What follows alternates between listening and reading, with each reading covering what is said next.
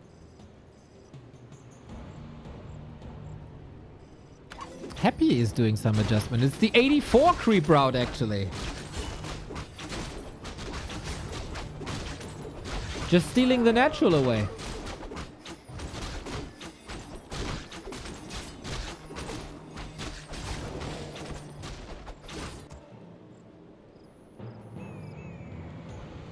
Our forces are under attack. That's a big loss for the Demon Hunter. But, you know, we are adjusting now. We're not fighting in the middle for the first time. I think that is, in general, a good thing. If you're not getting creep jacked and if you're not losing too much map control for that. It's still an eye for an eye at the moment. How do they transfer money from Happy to Happy, I wonder? From China? I don't think it's that hard to transfer money from China to Russia, I would assume. But I also got zero clue. Our forces are under attack.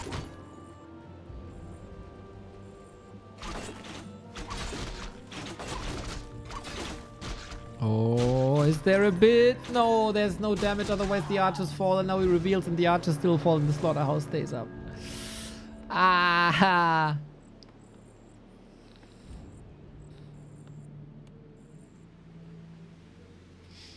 You know, at the Dubai tournament, they had this little dog bringing snacks and drinks. Maybe they just strap money onto that thing and send it over.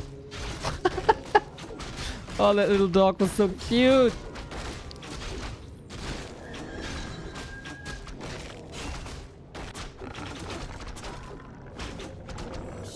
Our forces are under attack.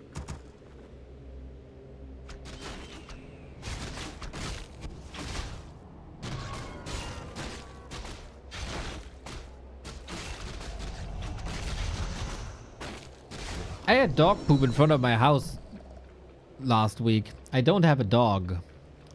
I have no idea where that came from. I guess stray from the neighbors or something. Or someone really doesn't like me. That's also possible.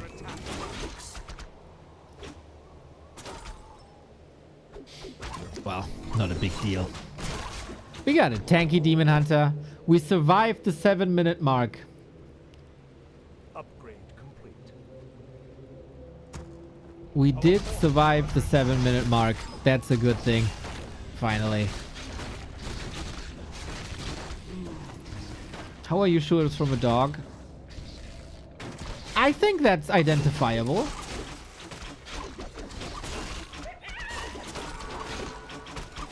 But now that you say could have been a wolf.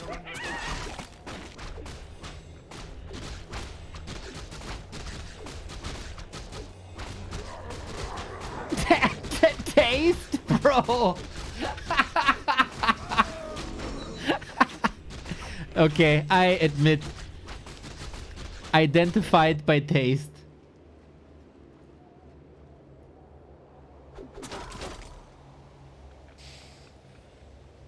Damn, I thought you wouldn't figure it out. The ancient evil survives. Mr. Disengage, it was me. Okay. Man, shouldn't have thrown it away then. DNA analysis next time. We got a 50-50 fight. Naga is unfortunately not 3 yet. Bro, Happy is taking every single opportunity for kills. These 3 archers gone in a second. There's a hero focus coming now. We all know today Medusa isn't too lucky. The bear number 1 is gone. The focus fire on bear number 2 is perfect. Not using our staff because we save it for the Demon Hunter, which I think is the reasonable choice. We can't also burn too much. There was still a coil, and now that the pressure is on, we fight next to a lab. So obviously, there's a Zeppelin. I'm actually a bit disappointed that this fiend died. This is the standard that I hold him to now. Ah, Mr. Bradley is back with the $10 super chat. Enough said. Oh, man.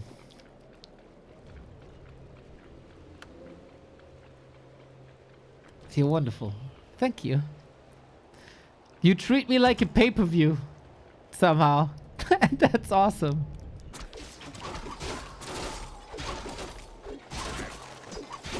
Our forces are under attack. First time I'm watching a happy game, seems like I'm the issue, not the race.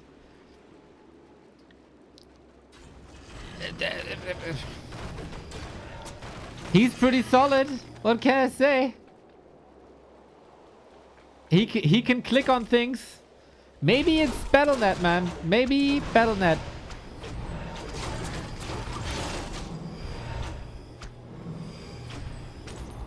Or the European Night Elves are just way better than life.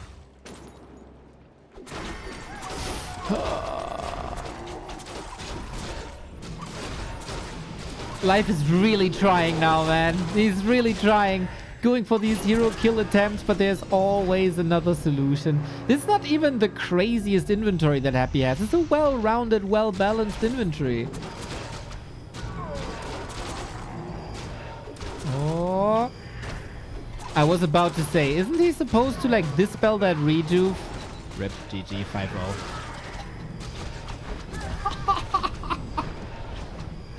There was not a second in this game where I thought it's not gonna go Happy's way. Not a single second. Ido, I saw your message. We'll respond later after the cast is over. Oh boy, oh boy, oh boy, oh boy. That is a hell of a brutal series. And then you're trapped in this now, right? You agreed to a play all 7. You're in this now. You can't leave. I mean, theoretically you can, but what picture would that be? Would it be that much worse? For the sponsor, it would be horrible, of course. He's already not getting his money's worth. And then quitting. I don't know. I don't know.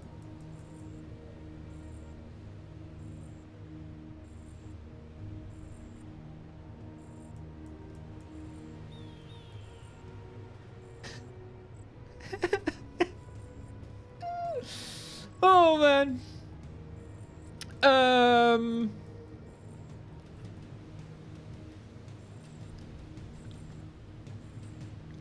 It's a hell of a series. It's a hell of a series for Happy. How could I even question Happy after 2 weeks of not playing solo? Maybe it was a good thing that life was just playing against Labby and 120. You know, they drag him down. The competition versus Happy was missing. He wasn't held to that uber higher standard anymore.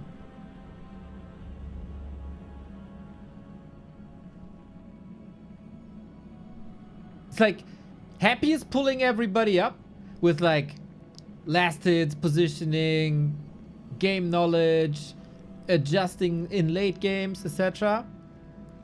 Like without Happy, level of play would be 2 tiers lower than it is right now. And then Happy was gone for 2 weeks and now life plays like this.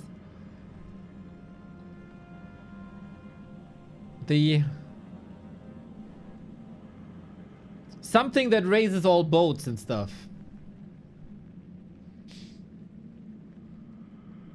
And we're not sinking like the whale in Germany.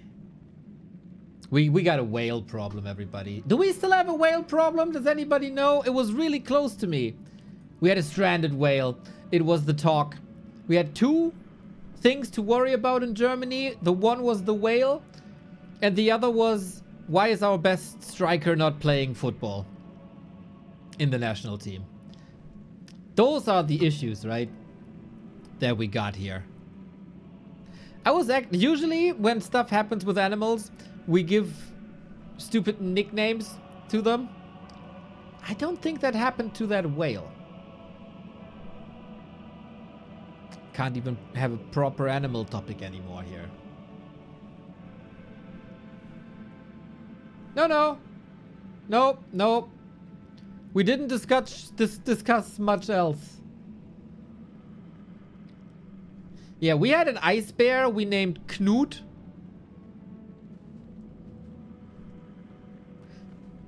Didn't we like kill a wolf and gave him a post-mortem nickname also? These are things I read and forget. I loved Knut. He's kind of like the iceberg version of your dog, no? In a way. In a little bit abstract kind of way. But you see similarities? There we go. There we go. The problem bear. Yeah. Yeah, the Wels. Oh my god. Did this Wels get a name?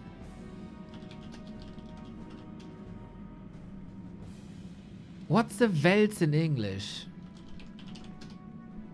Oh, a catfish. We had a we had a legit catfish problem. Where like usually, you know, catfishing is like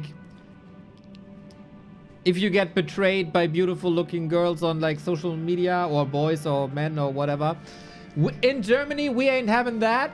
We have actual catfish that is attacking that is attacking people and then got shot. That was the topic last year. It's true.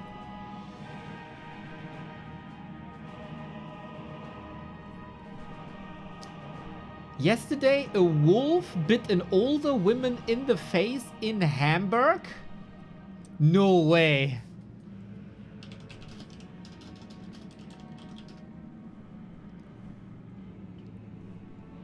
No way. In a supermarket?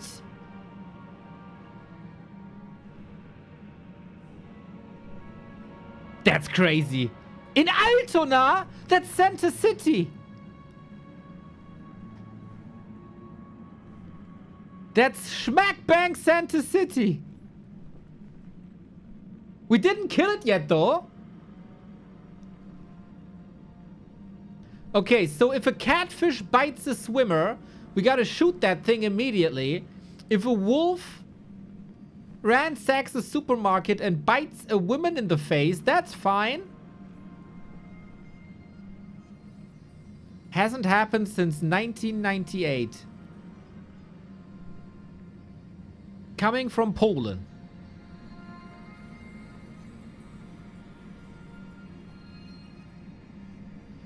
That is so crazy. I know exactly where that is.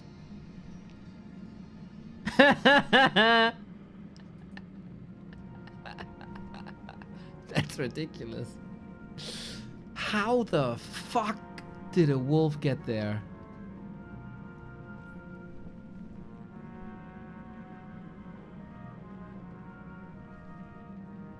Le Crestfallen, if you mention that a wolf bites someone, I think it's kind of like your weird rituals.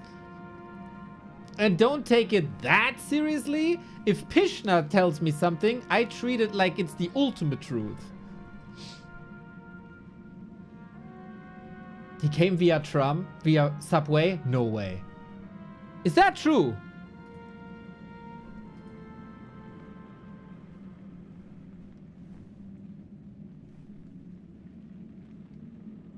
He made miles, man. He basically, this happened where I lived before. More or less.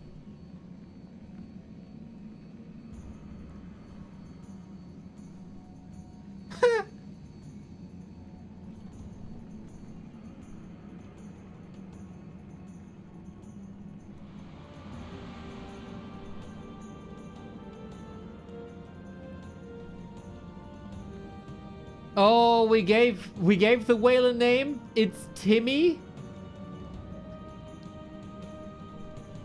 Now the whale blocks the Strait of Hormuz.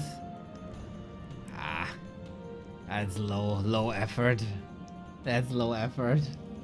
We called it Timmy.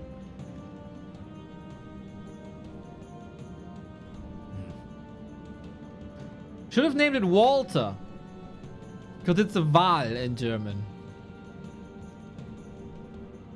I didn't know about the wolf. Ridiculous.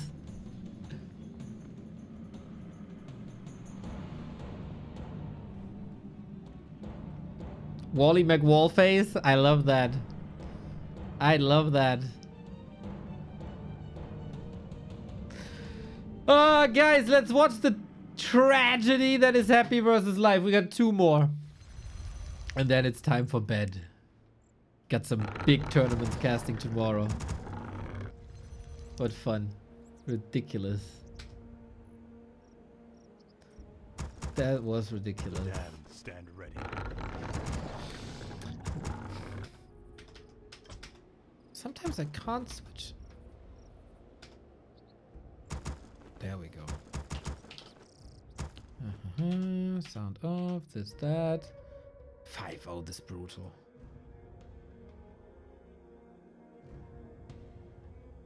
What's more one-sided? Happy versus Life or Granny versus Wolf? I'm not sure. At least the Granny is alive.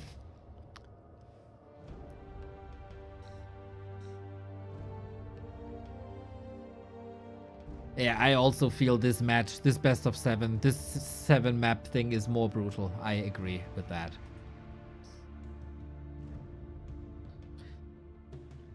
We're on Turtle Rock, everybody.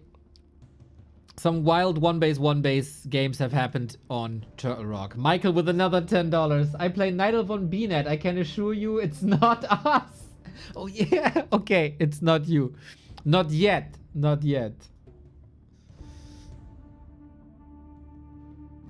Why can't we see the dots of creep cams? Because Blizzard Replay Advanced Observer Mode is only available for player vision. And if I enter player vision, you see this or this, but not this.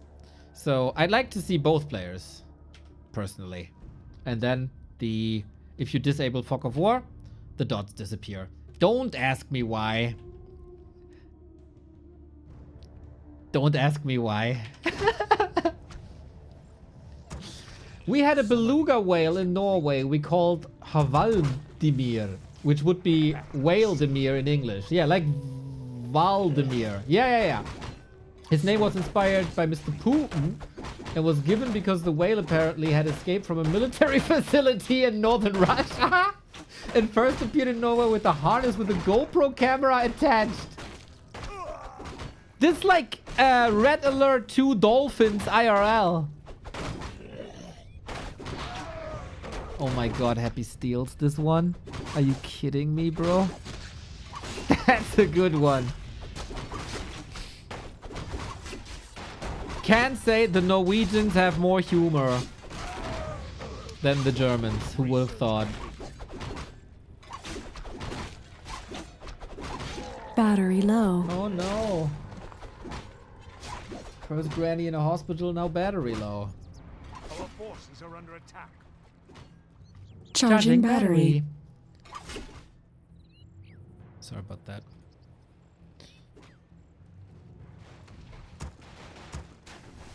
Yeah, this is not too great if you miss steps on the way to level 2.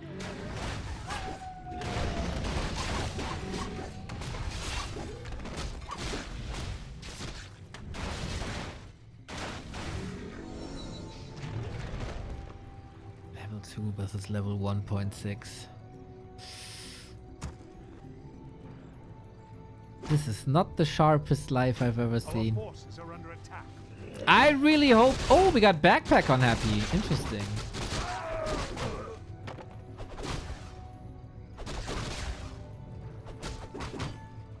I really hope life will bounce back after today. Because tomorrow, big Yumiko Arena. $5,800 tournament with the best 8 players, more or less. Except Sock, maybe.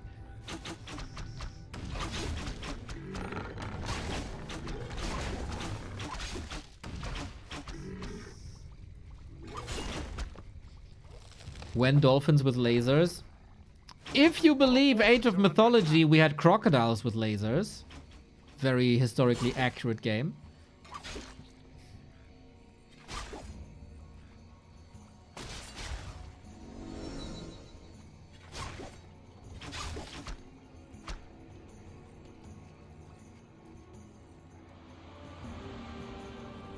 Our forces are under attack.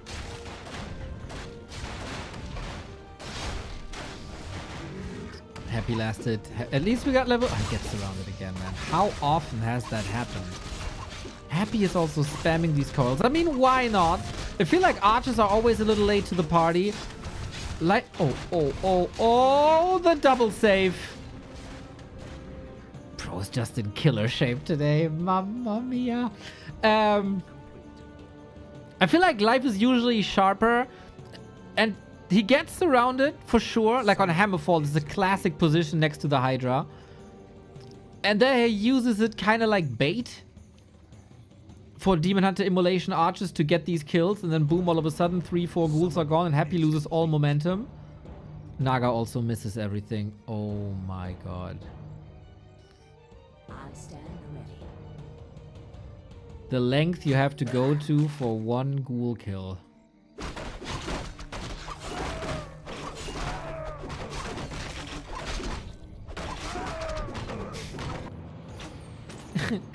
And of course Happy knew this, that the Naga was here. This is a move that Life would only do if he's triggered, I think. He's so tunnel visioned.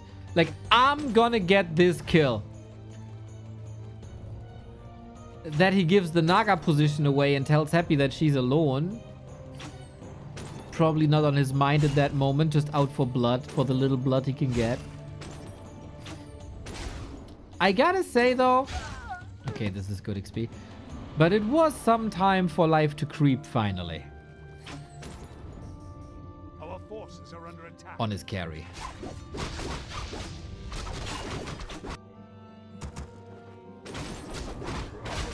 So maybe this has a little bit of good.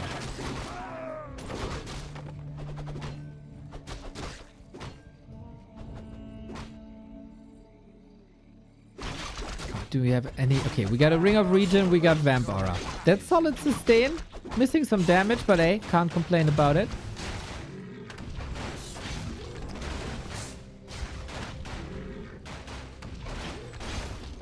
But yeah, we thought, okay, Super League was a bit one-sided. Happy got the kills there. B Cup was super close. And we thought, okay, next step. Happy is probably gonna beat him. Gonna lose him. Life is probably gonna beat him if the trend continues that way. Boom. So much for the trend.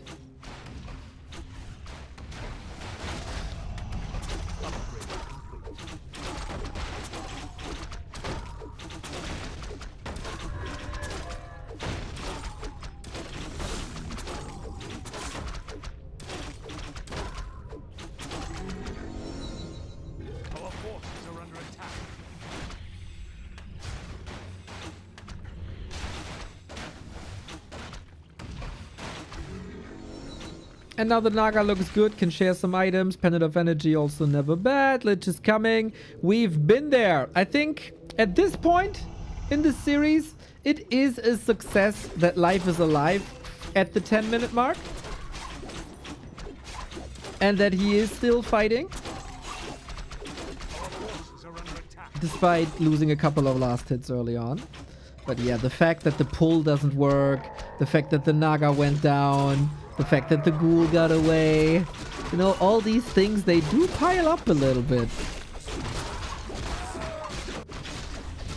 Hood of Cunning, okay-ish. More agility, always good.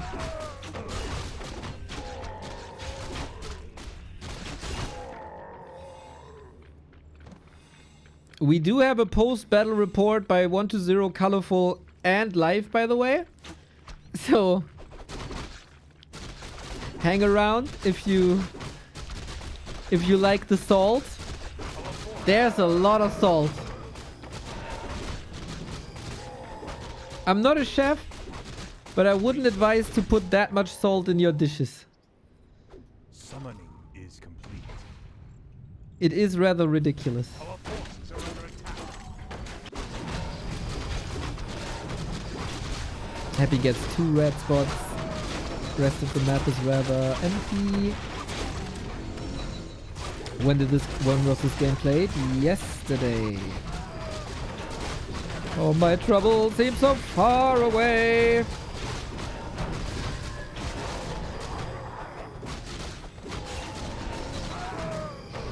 Sweet levels, not the sweetest health bars, I have to mention.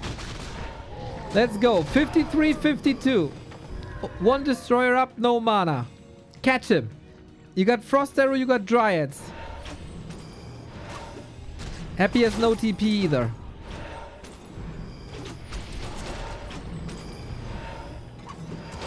Plus reinforcements will spawn in lives back. There's a couple of arguments to be made here that this is a solid life position. Got a 10 food lead now. Come on, put your name on the board, kid.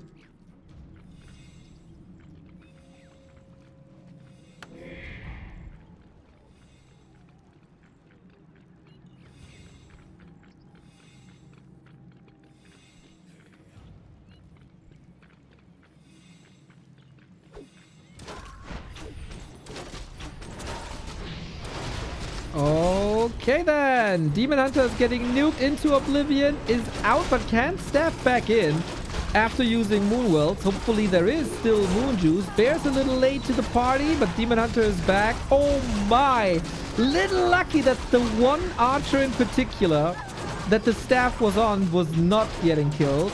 But yeah, so much for the supply lead.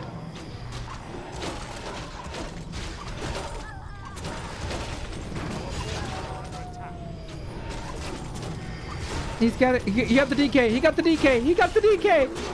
Let's go. Hero kill for life. Who would have thought that this would happen that late in the match? Not me. Not me. Happy got some good resources. Supply is still somewhat even. But okay, we can get away here. It's literally a Demon Hunter against the world.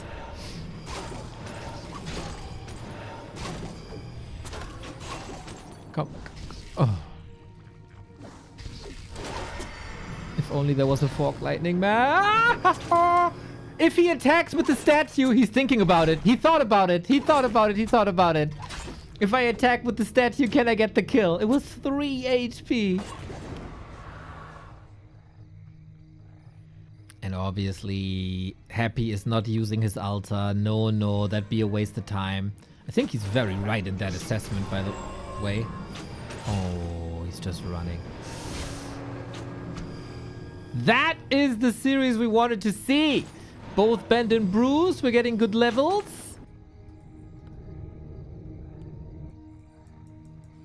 Our forces are under attack.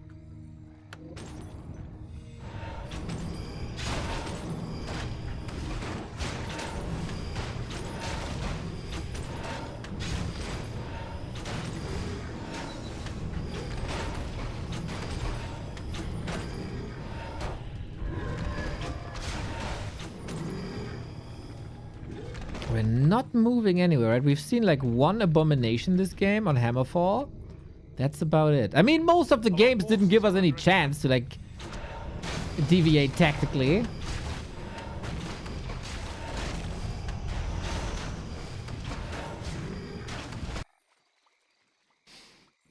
Close to level 5 DH. Map is empty. Map is completely empty, right? Yes. It's rare to see, but there's a little bit on the left-hand side. Another claw also.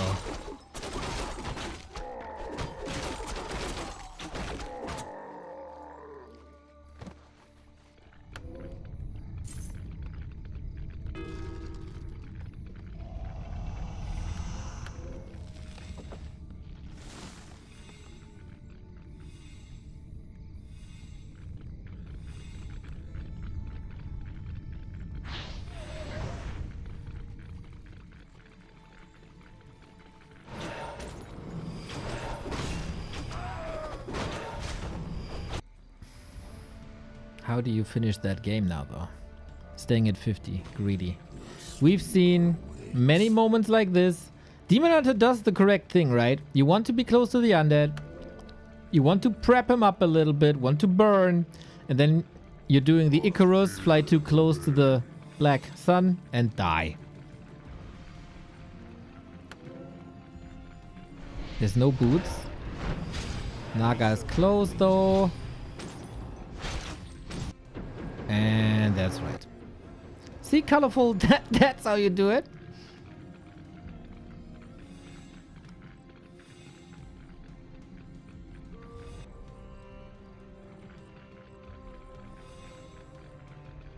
Naga seems to be eloquent and ladylike. Doesn't she mind the stench coming from the ghouls?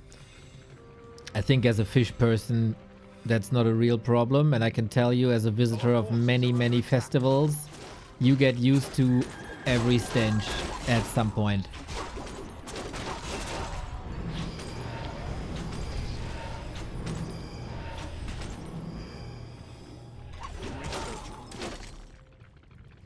Yeah, I think the prep is going good. Just have to check for expos. Sometimes the replays don't show that. Nope, nothing. Huh, first time we got a little bit of a stalemate.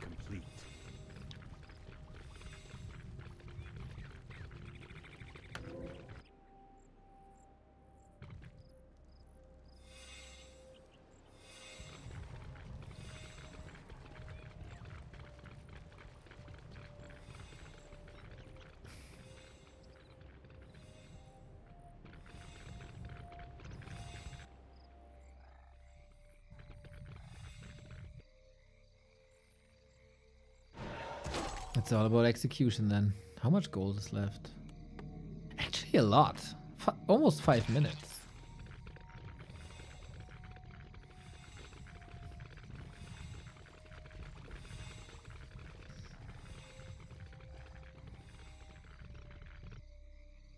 Stench of dead seaweed is the worst shit. Can't get used to it.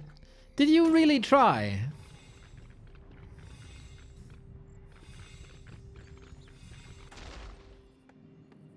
Oh, Temple of the Damned now. Is it time for Banshees? It would be a classic happy play.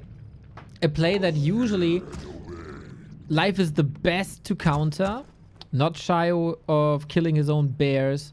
Happy, I don't think he's one of the Necro Wagon players, right?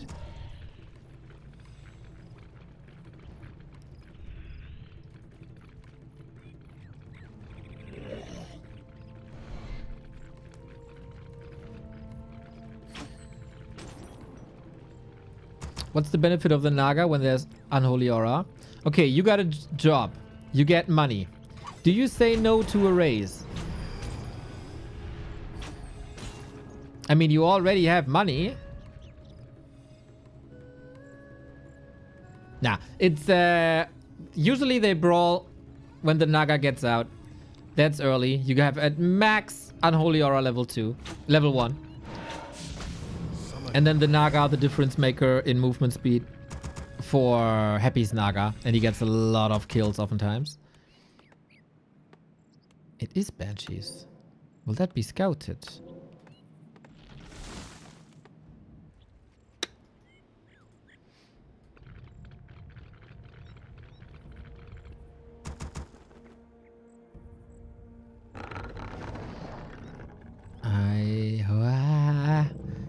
Vision is good, but it's far in the back. Also, you get slowed as well, right? So the effect of Unholy Aura gets like negated.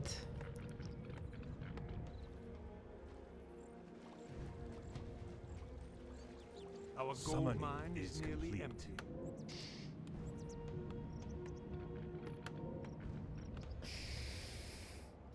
I think this Banshee transition will be good. Especially... Yeah, Life is too late. Life is not transitioning to Mountain Giants. Mountain Giants are good against Banshees because they can't be possessed. Bears can be possessed.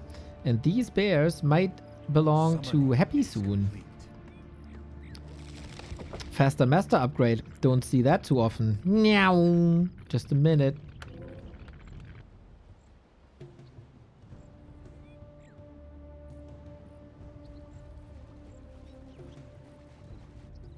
Feels like the last patch a couple of months ago, shortened master training upgrade times. I feel like it wasn't a revolution. It wasn't a revolution. It was like a nice quality of life.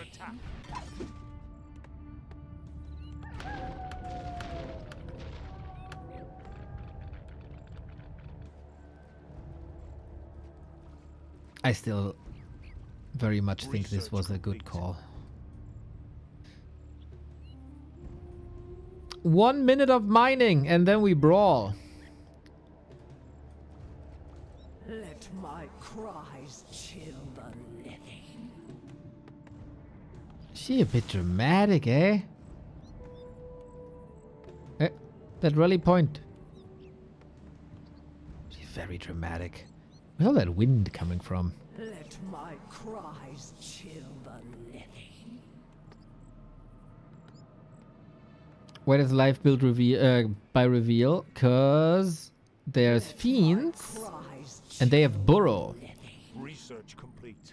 And you want to burrow when the fiends are low and then they're hidden in the ground. And if you have reveal, then you can detect them. Let my cries chill. Oh, interesting to see no disease cloud. No resources for that. We're gonna max out. We're gonna max out. Let my cries. Oh, we are going MGs now. Life has a lot of gold, but he barely has any gold. There's no shredder, of course. It's 6 banshees. This could be the downfall of Happy if the transition hits in time.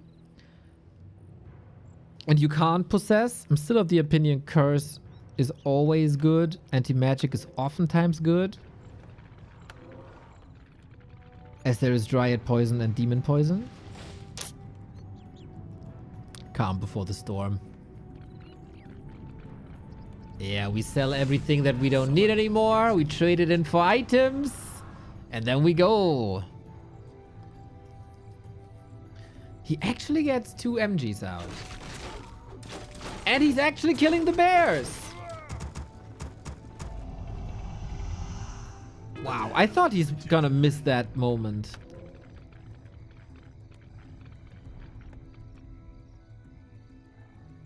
He can't break upkeep though. That's a pity. Well, Life's super patient. Super patient. He can then fight next to 7 Moonwells. That should be good. If he's not getting baited.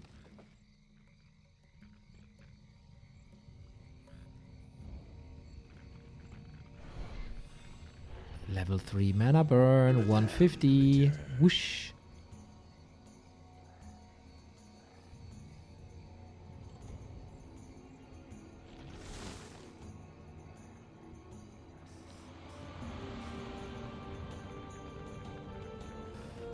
Will we fight with all the trees? Will we bring everything? Happy would 1000% uproot and bring all the wisps as well.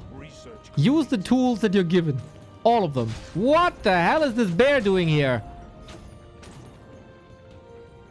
Bait? Maybe? I do like that there's 2 bears still. They should be in the back. Just cast Reju. Don't fight with them. Why are you fighting with them?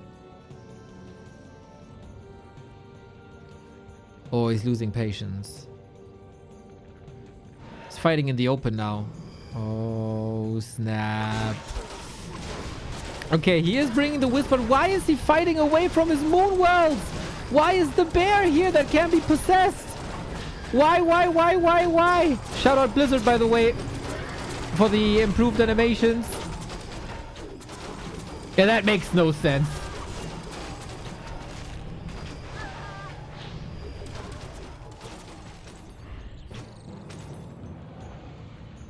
I think he wanted to fight forward so the tree can go here.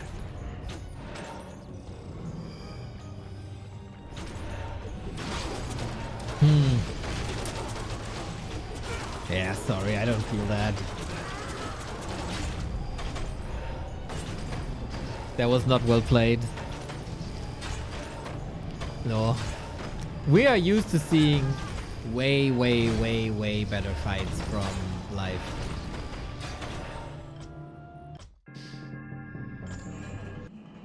But hey, it's one of these days, huh? It's one of these days. We've seen him smash fights like this with crazy taunts. And crazy stabs and bait, etc. This wasn't it. This wasn't it. This wasn't super well set up. No real need to push out there. I guess he couldn't know that Happy wasn't expanding, but it could have felt it.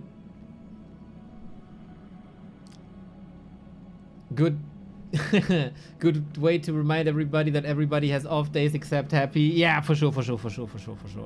Also, for a couple of people, getting smacked like this was good. Remember, who was it? Didn't Infi get 9-0'd at some point? It was really good for him and he had an upswing after. Also, 1-0 got mega humbled. Oh, was it 1-0? Yeah, 1-0 Infi. Exactly, Ashara. 1-0 versus Infi. Where 1-0 got humbled, 9-0. And he came back stronger than ever. Yes.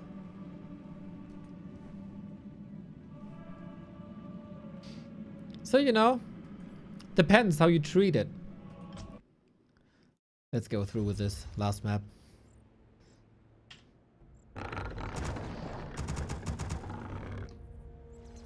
Nine and 1, yes. Oh, painful days those were.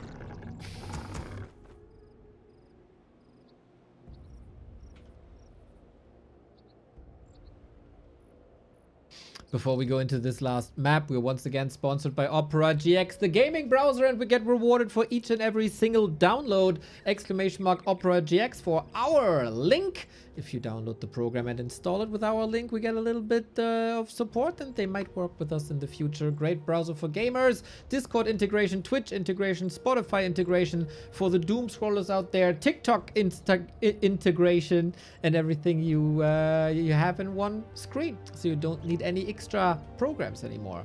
Win-win, win-win-win. Now let's go and close this out.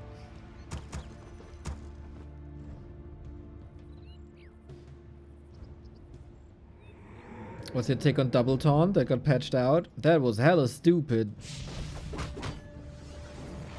Oh no, ghoul pull. Bro, not like this. Happy sent a ghoul over, woke up the creeps, cancels the Ancient of War.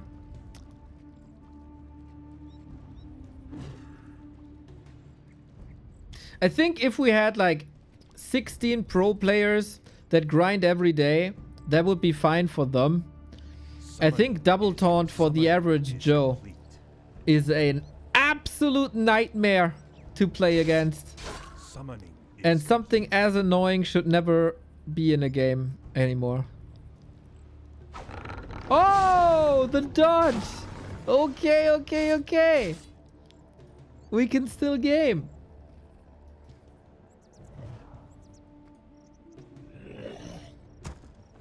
Happy, der kleine Frechdachs. Frechdachs, the German version for... I don't know, can you... What's the translation? It's not really a jokester. Like a rugrat, maybe?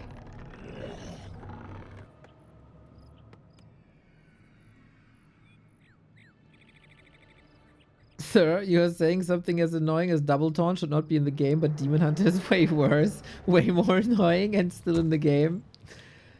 You gotta pick your fights, Mr. Fallen. Gotta pick your fights.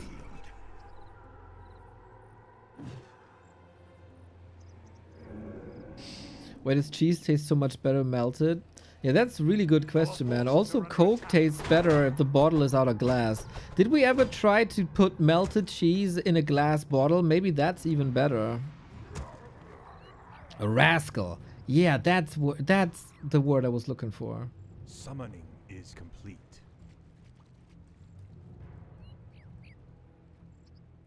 Our forces are under attack.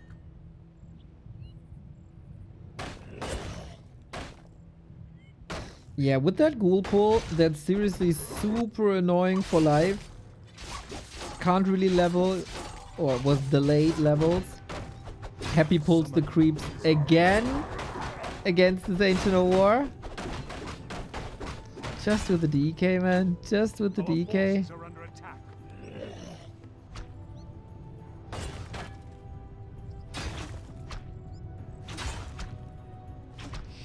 That's actually not doing too much. And he has no other option to do anything, I think.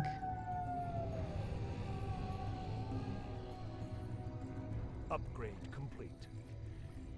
Did you know Wind of Mana stealing works on Moonwells? Yes, as it should. We saw that actually yesterday in a game. Hazy versus... I'm not sure. Uh-oh. 3, 2, 1. Life must be tilted into another universe. Our forces are under attack. That's a Demon Hunter's life with no mana burn, everybody. It's just misery.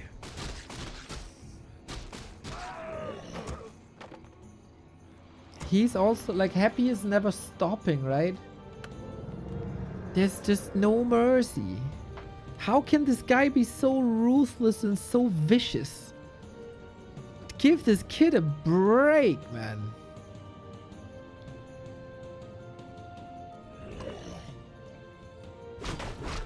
Somehow I feel like this Happy's idea of an April Fool's joke, he's probably just shaking his head wondering why anybody would play like this.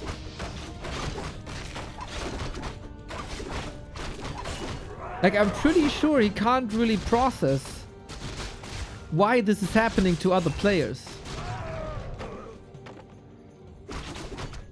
Because it would never happen to him.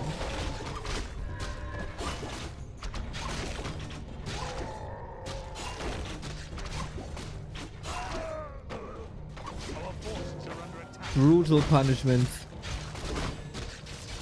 Demon Hunter still makes it close to 3. Due to the ghoul pull, tech is delayed.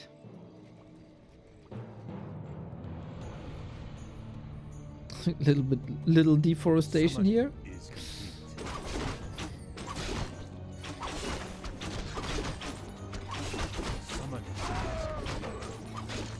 How did Happy socially interact with us at Rara? Very well. Very kind, very humble, bit shy. But he also stayed at bars till 5 a.m. Not a single bad word to say. When it's tournament time, he takes everything super serious, and it's probably a little bit of a pain for admins. But he wants the best conditions for him as a performer, player, competitor. But otherwise, very well.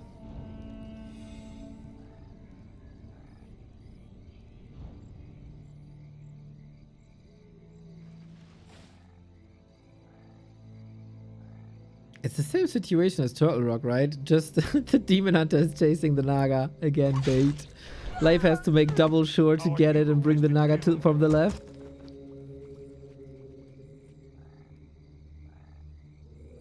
Okay, that takes momentum off of Happy's map right now. And yeah, not really worth it leveling the DK. That's annoying, but he can prep the spot, right? And then give Naga the XP. You know, that's probably what he's doing. That's probably the most efficient thing you can do right now. Or not, huh? I stand ready.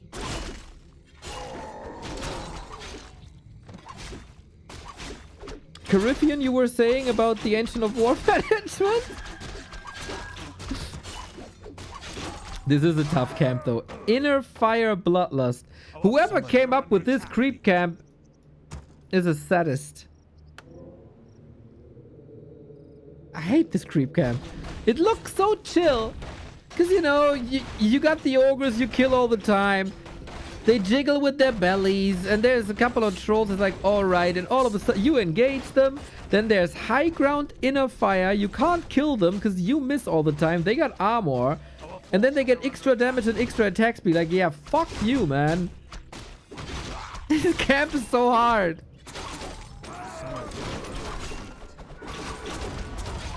People complain about frost armor all the time, but inner fire bloodlust high ground is apparently okay.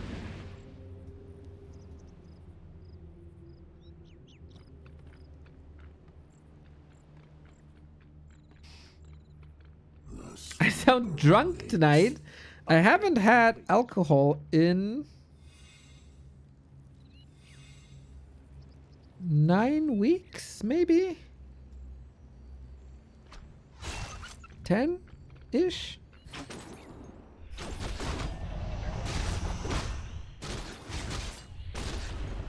It's just Neo After Dark, you know? Just the regular.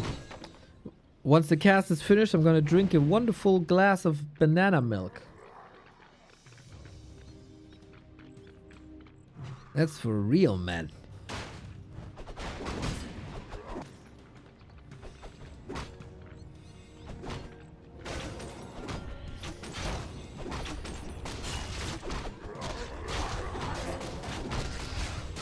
There's one camp you hate more than Ella. No! No, Pishy. I don't, because this ogre... Oh, they're both gone. Lamau. I respect that ogre. He needs aiming to be a tough guy.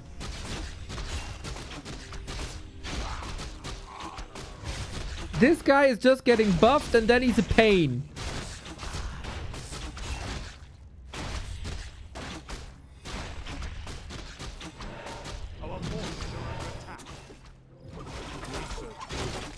Do you have a farm nearby? Depends on the definition of nearby. But it's not far away. Googling banana milk. Is this new meta? Banana milk is awesome. Banana milk, vanilla milk, strawberry milk. All that good stuff. I had blueberry milk. It wasn't that great. I was a bit disappointed. But blueberries go bad with a lot of things, unfortunately. Even though they in themselves are great.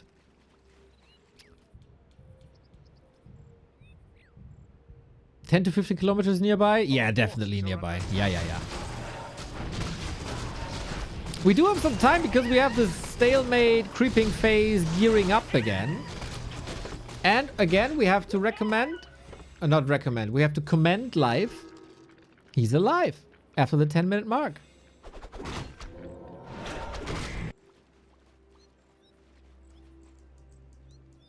Blackberry milk? Why would you put your phone in milk?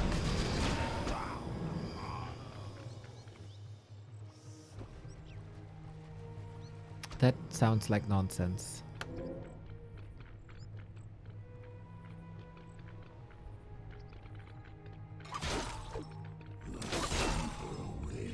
Okay, let's try this again.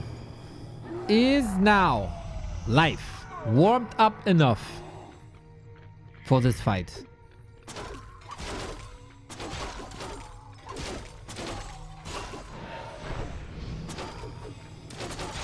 Hard to run. It's gonna be this problem again where the dryads are up front and the bears fall behind. Yo, this is not ideal at all. Make way! Make way! Finally! Oh my god.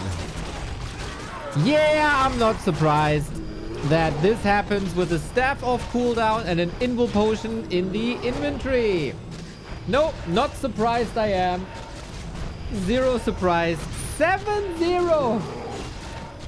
He makes it 7-0. That's an insane result. And no game was close, really. This was not Live's day, but 7-0. Oh. Vicious, happy. Poor moon tomorrow. Poor moon tomorrow. He has to go through this as well. On new maps though, so maybe Moon can be creative.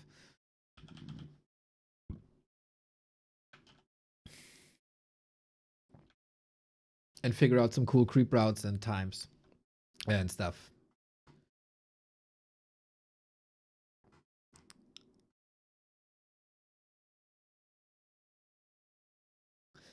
So,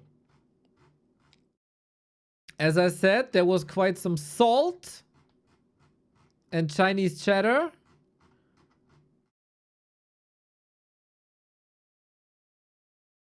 And let's take a look, huh? A win with a score of 7 must remind nice memories for German football. Ah, that damn Löw era. That was something, eh? Okay, the channel of X3 Demon. He is taking moments of streams, translates them, and puts them on his channel. Streamer dialogue during Happy and Live 7-0. You've been sticking to Gladiator Cup lately. Today, let's take a closer look at the skating rink. Seems like this translation isn't that great. Maybe that's the tournament name. Prize money is really good. And you get money for participation. How's Life been doing against Happy? Life and Happy have wins and losses 50-50. But the rest of the undeads, he simply clicks like nuts. So he basically destroys. Really, says 1-0.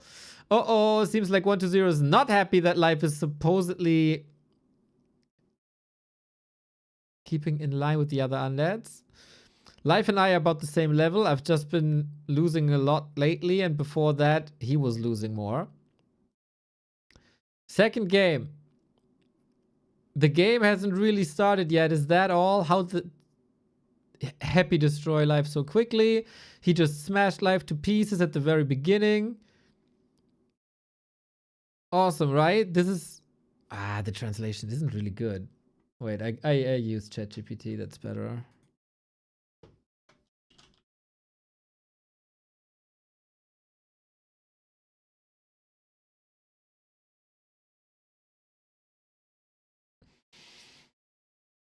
That's probably gonna be better.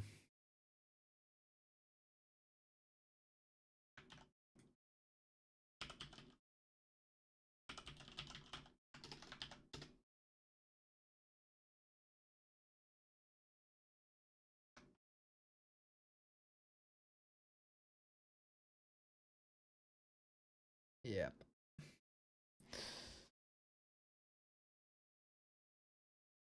Okay, what the hell? The game barely started, it's already over. How did he get crossed so fast? Absolutely destroyed. Damn it, already over, completely wrecked. That's how it goes in Elf Undead. Sometimes someone gets blown up early by Life, and sometimes someone blows Life up. Yesterday, Fortitude made Colorful see Warcraft in a whole new way and achieve enlightenment. Colorful was always the dead weight in 2-2. Yesterday, Fortitude, you carried him to victory. Even make Lynn look like the dead weight. If you're willing to play with me, Fortitude, as your partner, I'll raise your Warcraft level to the skies and break your ceiling. Oh, 40 is glazing himself again.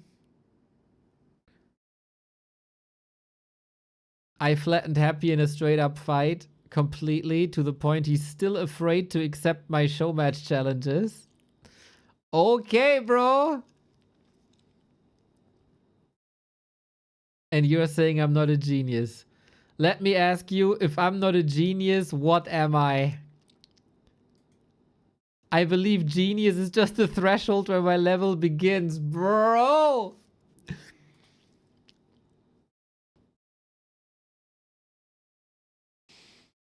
Then what about Dubai?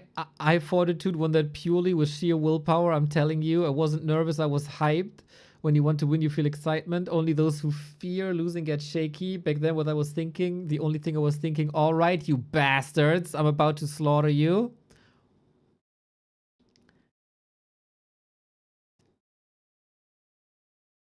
It was only because human was overpowered. Pay attention to the subject of the sentence beside me. Which other human players are even capable of winning titles? Did you skip Chinese class in elementary school? Okay.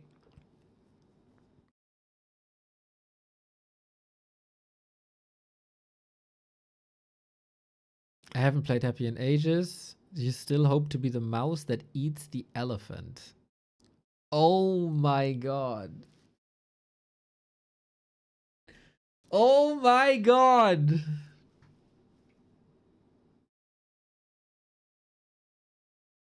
That's crazy. 1-0 shit talking is good.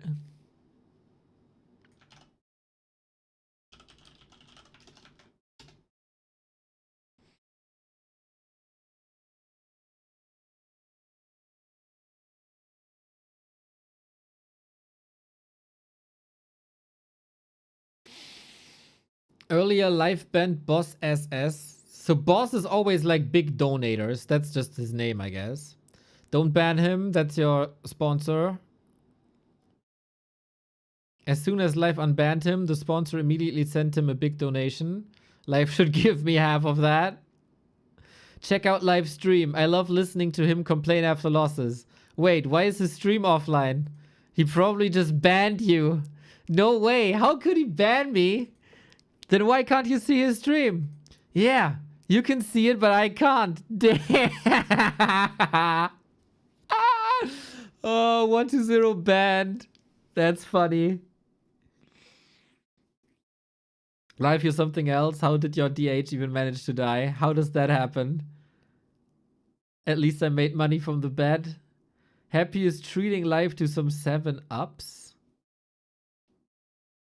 I don't know what that means. Live's problem is his mental. Feels like when he got 2 gloves, he already lost the will to play. Yep, that happens sometimes. Oh, Live joins the stream. First of all, I haven't studied Happy's replays. I haven't watched him lately at all. Second, I didn't get enough sleep, so I was completely out of form in game 1. Colorful says, game 1. So what? Fine, you threw away the first game, but what about the second one? My form today is terrible. When you don't sleep, you feel sluggish. The item drops were trash. Right at the start, I got gloves and cloak. Listen, I'll say this. The ability to reset and adapt is a top player skill. If one bad game makes all the others fall apart, what does it say? The elf buffs boosted Live to a level he doesn't deserve. Isn't that because of me and my skill? What does Raze have to do with that? Fair point. Very fair point. I'll tell you this, if I stopped playing Warcraft, just look how screwed the other elves would be. With Colorful in a call, bro. Honestly, you might be right, but when you say that about yourself, it kind of sounds off. That's the kind of thing that others should say about you, not you about yourself. Wisdom 120. He said this before, actually. Just watch what happened when to the elf results when I stopped tournaments. Elves got buffed. It's not like they became insanely strong. Someone in chat asked, isn't this the same style as Romantic, as Fortitude? Let him vent and complain. I agree. Sometimes you just have to let people vent. 07 is 07. Doesn't affect me at all. I lost 07 because I was in bad form. It was a show match, not a tournament match. Losing a show match is whatever. Getting knocked out of a tournament would hurt.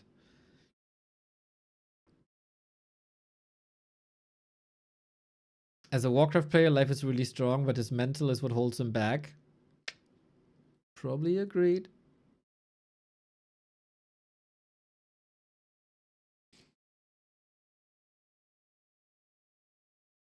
Aren't you afraid these words will spread? Let them spread, I don't care.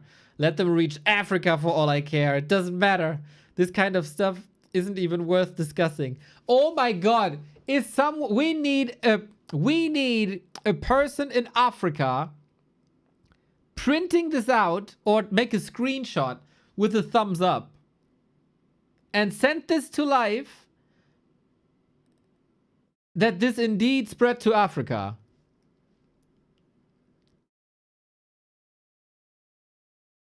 That'd be hilarious.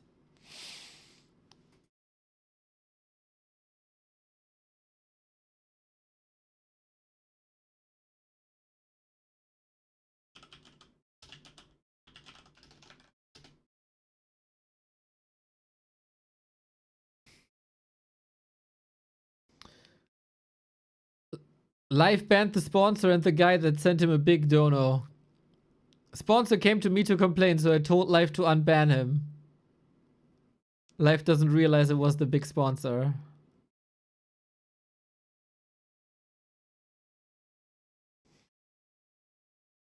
I think Night Elves are strong this patch. Let me ask, what exactly are they strong in? Is it because players came up with a bunch of strategies or because the race itself is overpowered? I tell you straight, Night Elves became strong because we pick smart strategies. It has nothing to do with the patch. What did the sponsor say to get him banned? He told him to fix his mentality. Life didn't like that. The word mentality is like a red button for life. Seriously? A trigger? The two characters, Shintai, make him absolutely explode. He's so sensitive. Why? Better not to say that word around him at all. Mentality is banned on live stream. That's like talking about Jack Ma's wealth. I don't know what that means.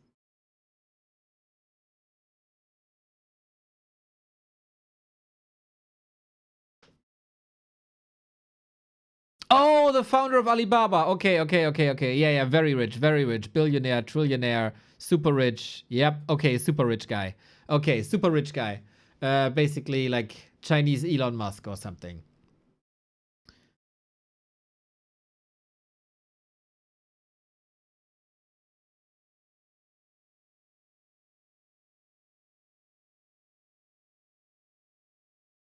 And bringing up the Zhu Xiaofei example.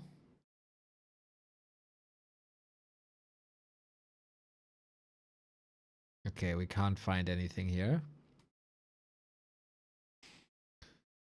There are 100 to 200 million people in this country staying up late every night. One example proves nothing. I have a strict schedule. I always go to bed at the same time. I don't consider myself a night owl. Yesterday, Angeline dragged me into playing PUBG. I didn't practice at all. If you want to hate someone, hate Angeline. So it's Angeline's fault? That's why it went 0-7. I don't even know how to play PUBG. I can't even tell the guns apart. How am I supposed to carry you? What if Angeline bet on Happy? Could this be match fixing? Oh, exactly. I hope Gideon doesn't drag our players into PUBG. Exactly. In the end, it's all my mistakes. There's no excuse. Since I got a big donation, go ahead. Hate me all you want. I'll take any hate today. I got shaved. Why does life get so talkative? He can't stop talking. Listening to Life After a Loss reminds me of an old acquaintance. Back when I watched his streams, after every defeat he blamed everything. The sky, the earth, society. Dude, I wonder who that is, man. Shouldn't have streamed during the games. Playing on stream is total garbage. I think I know who that old acquaintance is. I do not! You got it? That guy, whenever he lost, he'd start theorizing with chat, pretend he didn't care, but still arguing every comment. I really shouldn't read chat. Yep, that's oftentimes in competitive the right thing. Life is very vulnerable. So annoying. Shouldn't have streamed. Shouldn't have talked to you. Got completely wrecked. Stop typing. Meltdown.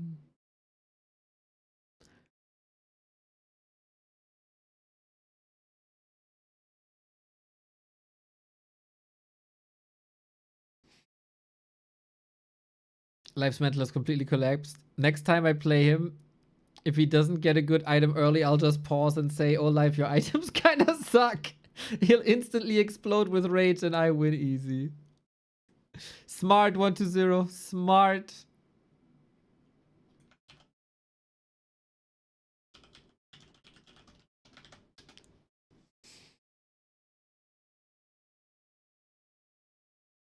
Is it really possible I can't win a single game? I can't even beat PCG on ladder, I assume. Today is just a nightmare. I lost so many games. Take a break. I can take a break. I don't care. A loss is a loss. I'm actually curious how many more times I can lose. I lost 7 games to Happy, 5 more on ladder, 12 in a row, not a single win. Can't even beat PCG. You want me to play against 120? Don't you think you're overestimating me right now? I'm not watching Colorful 120. Why would I care? I'm not streaming tournament games anymore. Streaming is messing me up. It's seriously... Yeah, I get that, man. I get that. It's gnarly. Especially when you're at your lowest. It's gnarly. Because you can't have like 100 people saying something nice when you're low. But you only read the 5 people who like to kick you when you're down. And Chinese audience is gnarly anyway.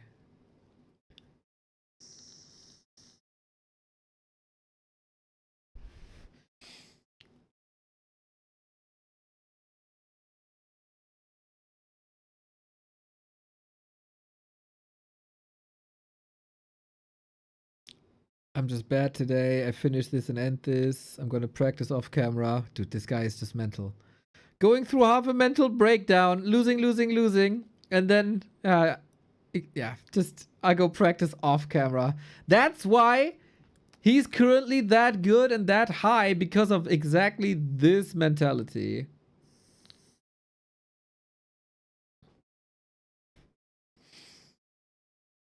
Shape's terrible, no words, just emotions. Alright. Wow, they really got to the kid.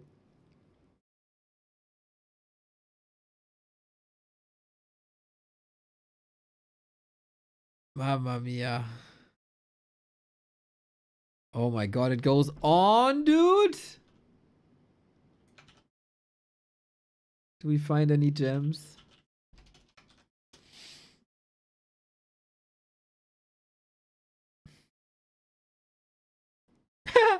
You watch life get destroyed by Happy? Do you finally understand that I, Fortitude, represent the true level and real power? Why would he say that, bro? He's gonna get smashed next time they play. So hard. As an elf, you can't afford to make that many mistakes. You got such an overpowered race to your hands and you mess up at every step. And me, I play human. That's a whole different level of difficulty. To be fair, probably right. To win in Warcraft, you need unbreakable willpower. Simply put, you need confidence. If not me, then who? Real manly charisma. Okay. Life plays carelessly and inconsistent. I think when he's on a roll, he can show great micro, but Warcraft isn't about 1 or 2 good games.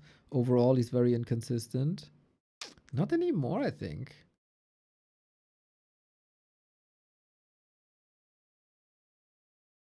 When I won my titles, nobody... He was super inconsistent when he was on top, to be fair. Fortitude is romantic. Fortitude was super inconsistent. Like, big tournaments, real good. Everything else, bad. If nothing happens in the mid game, no fights, then Night Elf has a massive advantage. Their units are just too strong on their own. Oftentimes they get an advantage when they fight.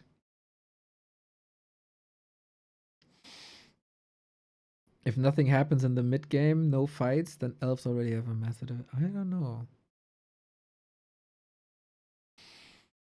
Colorful says, when I got smashed 9-0, I went through a real transformation. I wonder if life can go through the same after today. After Infi beat 1-0 9-0, he also became a completely different player. That is true. Yeah, so maybe it can be good. Maybe this breeds something good. What undead is that, Labby? That's one PCG. Ha ha ha. What kind of laugh is that? You're laughing like crazy. I'm not allowed to laugh now. When you match into PCG, you immediately feel like, oh, free rating points just arrived. It's not the last day of the season. What's the point of the points? PCG queued up to snipe you. Ah.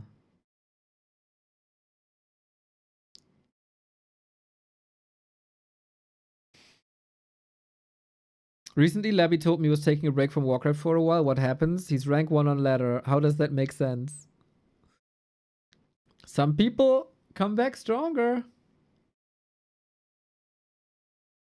Does Happy really charge $145 per match? Happy always charged... That's per map, right? Always charged $145 per match. When I used to invite him, that's what he asked. And even the loser has to get paid. Plus he has strict time requirements. He always insists on that. Wasn't it 700 before? Prices have gone up. Colorful doesn't know that Happy agrees to play him for just 300. 1-0 is restreaming secondhand sources. Too lazy to switch. If you switch, you might get banned. I don't understand this. Grinchy, I saw that message. I don't know yet. I'll take a look, but I have to get some food now, first and foremost. And then I'll take a look and reach out. Would be dope. But yeah, I'll reach out. Got a couple of DMs actually lining up. That was a cool After Dark. That was a fun stream. Thank you all for tuning in. We'll see each other tomorrow, 1 p.m. Central European Summertime. Big Yumiko Cup tomorrow. As we got new maps and this bracket. What a bracket! Happy Moon, Lin Infi, Life Focus, 4120. Pew, pew, pew, pew, pew, pew, pew. But all on new maps. Or underplayed maps. Fading Autumn, Fell Pit, Gloomstalker, Moonstrand, Northern Woods, Sunhoof Mesa, and Witch Ruins. Remo went through them today, if you want to check that out. So, we'll be there. I think, is Remo around tomorrow? There was one day where Remo couldn't. Saturday. So yeah, we'll be there. Dual casting today and tomorrow. And then solo cast Saturday. All right, everybody. If you have a Prime sub lying around, we gladly take them. If you want to support us on our journey to bring you the best Warcraft on the planet, back to warcraft.com/support for all the ways to support you. If you need a new browser because you're a gamer and you want all your gaming stuff in one place, try our sponsor for the month, Opera GX. They got you covered with the nice little bar on the left-hand side. They got Discord integrated, Twitch integrated, Spotify integrated, everything integrated. You can pretty much put everything there. They got their own add-on store, super customizable. Make sure that you're not going over your RAM limit with whatever you're watching in the browser, or your network isn't clocking up your ping. Very, very helpful. Also frees you from any stuff that you might not want anymore that's clocking up the computer as well. And, you know, many different styles, many different ways to enjoy Opera GX. We enjoy if you download it because we get a little support from them. If you do, ! Opera GX. Try it out. Super easy to migrate from one browser to another. You just import your stuff that you use on your current browser and then you're good to go. Thank you for checking that out. Means a lot for us. We don't get too many sponsor opportunities, so it's really nice if you raise the numbers, so you might get this in the future as well. See you tomorrow. Yumiko Arena. Hype, hype, hype, hype lineup. Peace.